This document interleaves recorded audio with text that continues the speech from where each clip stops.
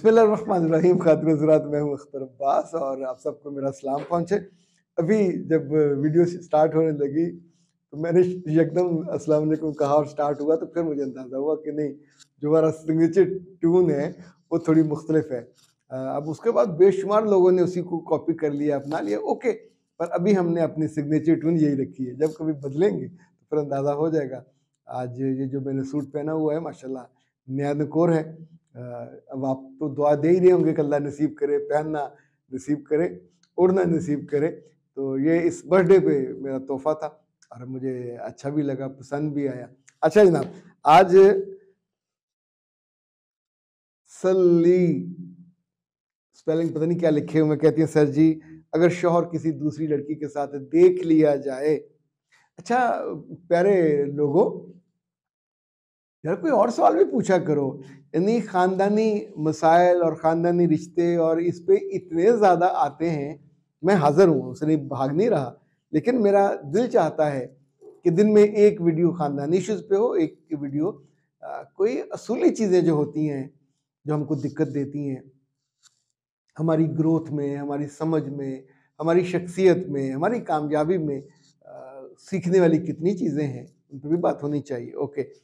कहती है कि मेरे अगर कोई लड़की किसी शौहर को किसी लड़की के साथ देख ले और लड़की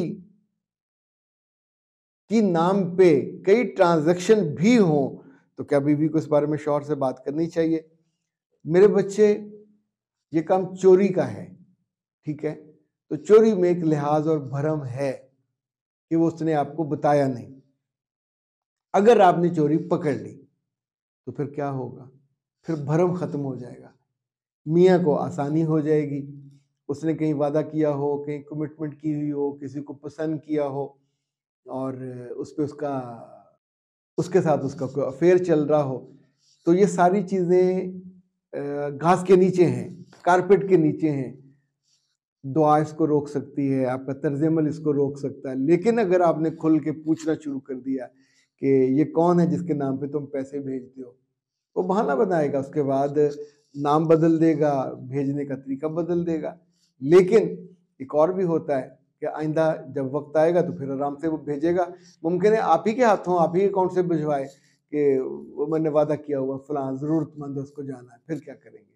तो ये गलती कभी कभी किसी आदमी को, कभी किसी अजीज रिश्तेदार को हालत गुनाह में नहीं पकड़ना चाहिए, गलती करते हुए नहीं पकड़ना चाहिए, क्योंकि आप उसको ना तो ज़िबा करने के मूड में होते हो, ना उल्टा लटकाने के मूड में होते हो, ना रिश्ता ख़त्म करने के मूड में होते हो। तो ख्वारी जो है आपको भी नसीब होती है, उसको भी नसीब होती है आपकी वजह से। कुछ अरसे के बाद सारा इल्ज़ाम आप पे आता है कि यू आर द कल्प्रिट। उसका इल्ज़ाम उस पे नहीं जाता, वो आराम से बतख की तरह पर झाड़ते हुए निकल जाते कि नहीं ऐसा था, मेरी कोलीग थी, फलां थी, फलां थी, फलां थी।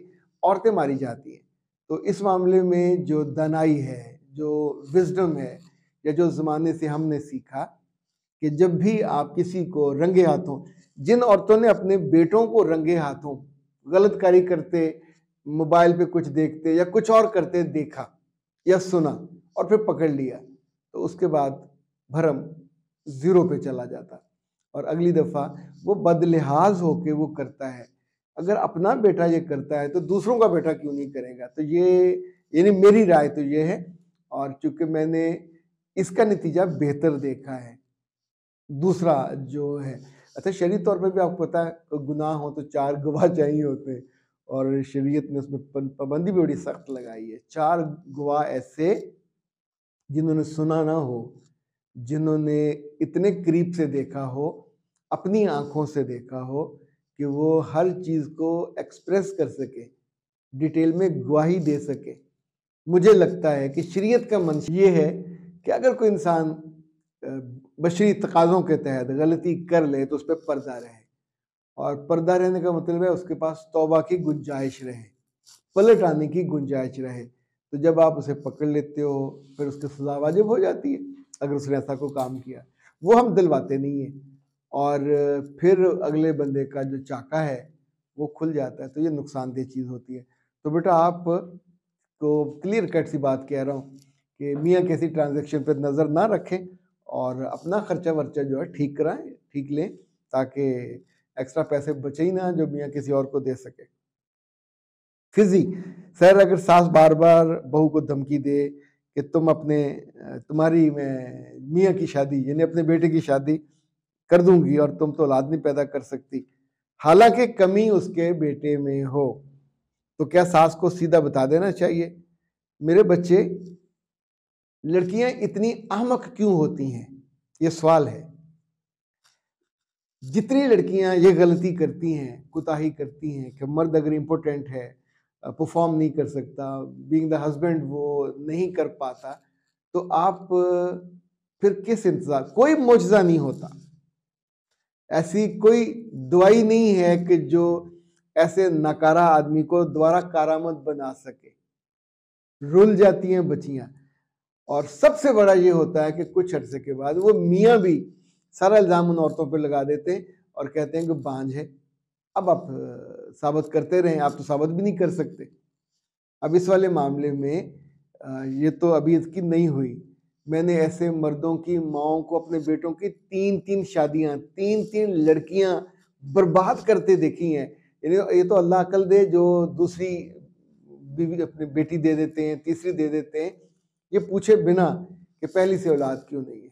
अच्छा, पहली बांझ है, कुछ टेस्ट तो होते हैं, स्पर्म टेस्ट होता है, स्पर्म काउंट टेस्ट होता है, वो तो बंदा उसे करवा के दिखा ले कि क्या यही ऐसा तो नहीं है कि भाई साहब खुद ही इस काबिल नहीं है कि खानदान आगे चला सके और इल्ज़ाम दूसरे पे धर के तो एक और बेटी की जिंदगी, एक और बच्ची की जिंदगी को बर्बाद करने के मिशन पे माएँ जिद में ये कर लेंगी।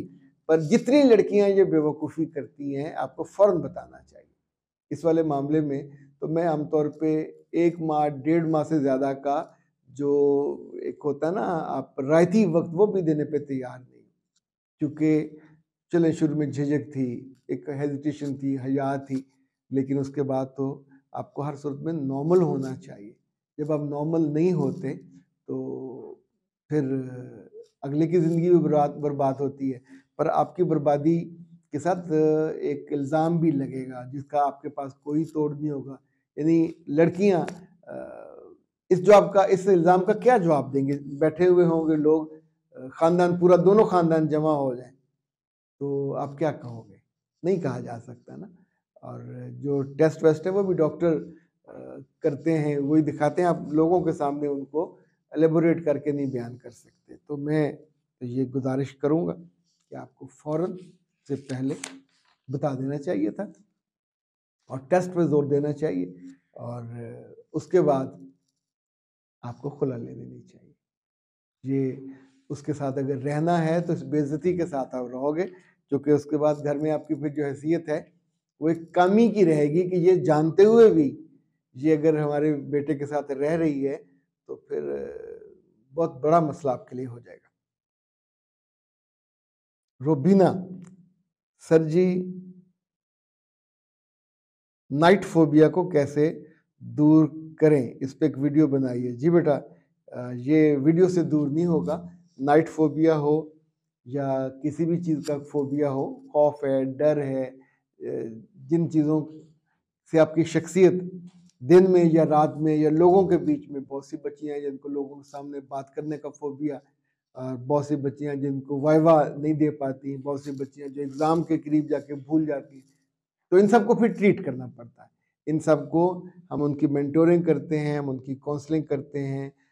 अगर उनका कोई वजह हम ढूंढ लें, आमतौर पर कोशिश करते हैं कि शुरू में हम 1-2-3 सेशन में हम वो वजह ढूंढ लें, तो फिर हम उस वजह पे काम करते हैं, एनएलपी भी करते हैं ताकि ये दूर हो जाए। तो मेरे बच्चे, इसमें आप टोटका को ना लीजिएगा, टोटके से ये दूर नहीं होगा। इसकी अगर मेरे पास तशरीफ लाएंगे तो मैं 3 से 4 सेशन लेता हूँ, उससे ज़्यादा नहीं लेता। किसी और के पास जाएंगे तो आपको वो 20 सेशन लेंगे, फिर फोबिया कम हो जाता है। यानी फोबिया अगर जारी रहे तो ये बढ़ के डिसऑर्डर पूरा बन जाता है, ऑब्सेसिव कंपल्सिव डिसऑर्डर, और उसका तो फिर ज़ाहिर है बिल्कुल ही आप मसला ख़राब हो जाता है। तो खातिन हज़रात, मसले को शुरू से पकड़ना चाहिए, मसला ज़हनी हो, जिस्मानी हो, रिश्ते का हो, ताकि बाद में आप ज़्यादा बड़े दुख से दो चार ना हो। अख्तर अब्बास को दीजिए इजाज़त। अस्सलाम वालेकुम।